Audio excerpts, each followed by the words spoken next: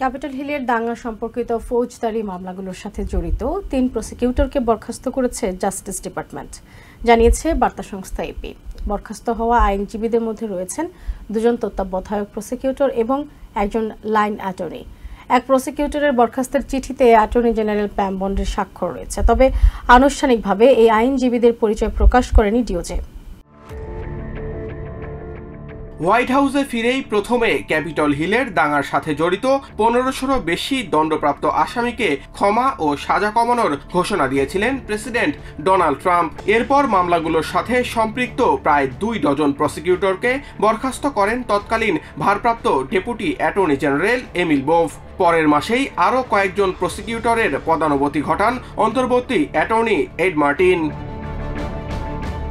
Capitol দাঙ্গা সম্পর্কিত মামলায় এবার অন্তত 3 জন জ্যেষ্ঠ প্রসিকিউটরকে বরখাস্ত করেছে জাস্টিস ডিপার্টমেন্ট। বরখাস্ত হওয়া আইনজীবীদের মধ্যে রয়েছেন ওয়াশিংটন ডিসির 6 জানুয়ারির মামলা তদারককারী 2 জন তত্ত্বাবধায়ক প্রসিকিউটর এবং একজন লাইন অ্যাটর্নি।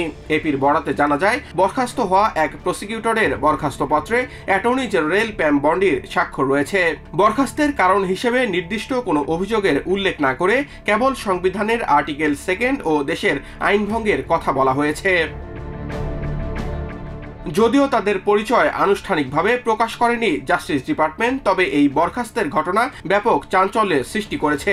সেই সাথে ট্রাম্প প্রশাসনের ধারাবাহিক এই বরখাস্ত ও ডিমোশনের ঘটনায় ডিওজের কার্যকারিতা নিয়েও উঠেছে নানা প্রশ্ন।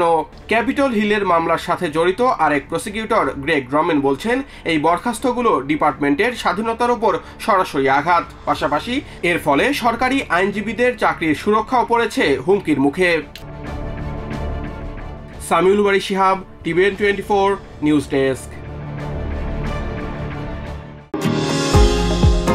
নিউ ইয়র্ক থেকে সম্প্রচারিত টিভিএন 24 টেলিভিশন বিশ্বজুড়ে বাঙালির কণ্ঠস্বর।